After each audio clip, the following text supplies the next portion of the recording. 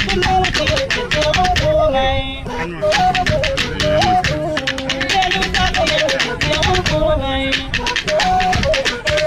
suis Luc Damiba, je suis membre de la coopérative Yaminda de la région de l'Est. Cette année, la coopérative a mené un certain nombre d'activités et parmi ces activités, nous avons un gros lot de reboisement. C'est vraiment au niveau de la ferme apicole. Nous avons voulu commencer ce qu'on appelle apiforesterie. C'est une forêt dédiée exclusivement au miel. Et au niveau de l'espace de cette apiforesterie, nous avons la clôture que nous avons pu donc avoir, le grillage. Nous avons pu également comment entamer un certain nombre d'infrastructures et puis entamer donc la production au niveau des jardins des familles, des femmes. Alors, c'est une année aussi intéressante parce que nous avons pu augmenter un certain nombre de nos partenaires, notamment au niveau du ministère de l'Environnement du Burkina Faso qui a vu que ce projet d'apiforesterie est une aubaine de contribuer à l'économie verte non seulement, mais aussi de contrer le changement climatique qui est dominant. Donc aujourd'hui, on peut dire globalement que le projet qui est entamé depuis l'année dernière sur donc, le site de la ferme apicole avance doucement. Nous avons certainement, avec le contexte sécuritaire, quelques difficultés parce que nous n'avons pas pu avoir cette année nos amis suisses qui devaient venir nous accompagner sur un certain nombre de travaux. Mais ce n'est que partie remise. Nous espérons que la situation peut s'améliorer et que ces amis suisses pourront revenir une autre fois. Et également, il faut signaler que nous avons une ambition importante. Et donc, mon collègue Wali va en parler tout de suite, c'est la miellerie pour l'année prochaine.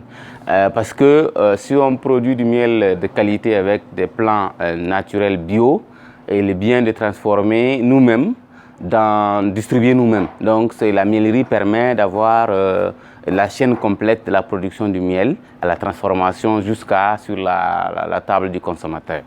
Donc notre réelle ambition, c'est cette miellerie-là dont on va parler.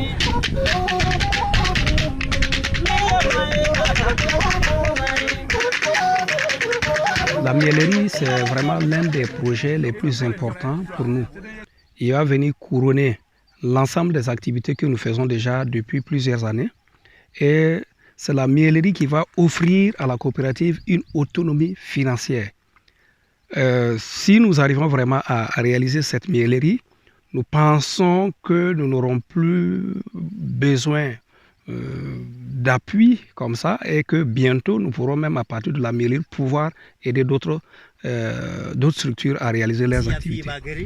Donc la miellerie est un projet très très important et ce projet-là nous tient vraiment à cœur parce que c'est lui qui vient, c'est cette structure qui vient vraiment couronner l'ensemble de nos activités et faire en sorte que tout le projet se tienne.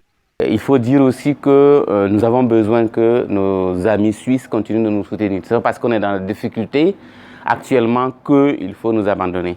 Même s'ils ne viennent pas physiquement, le fait qu'ils y contribuent continue à parachever notre projet parce que nous sommes sur l'approche de l'aide qui arrive à stopper l'aide.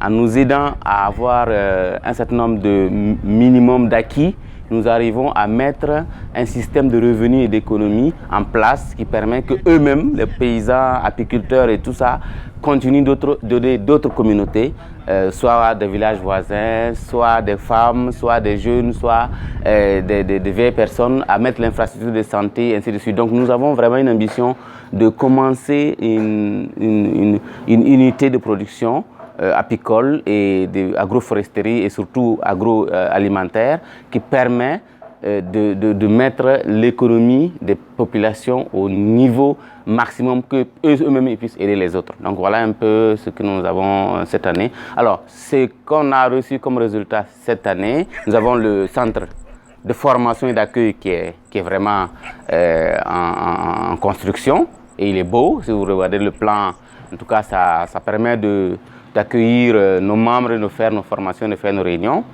Il y a également la formation des apiculteurs que nous avons réussi merveilleusement. Aujourd'hui, nous avons près de 1000 ruches qui sont dans nos différentes champs, forêts et donc ces 1000 ruches produisent et nous avons besoin d'apiculteurs bien formés pour récolter ce miel-là dans les meilleures conditions, sans mettre le feu, sans trop utiliser souvent la fumée. Donc nous avons notre papa Yombo qui a vraiment formé ces jeunes parce que c'est le premier apiculteur moderne de la région de l'Est et nous avons la chance qu'il est encore vivant. Il nous a transmis et les savoirs traditionnels et les savoirs modernes et nous savons vraiment comment désormais mieux récolter du miel de qualité, ce que nous appelons souvent le miel premium.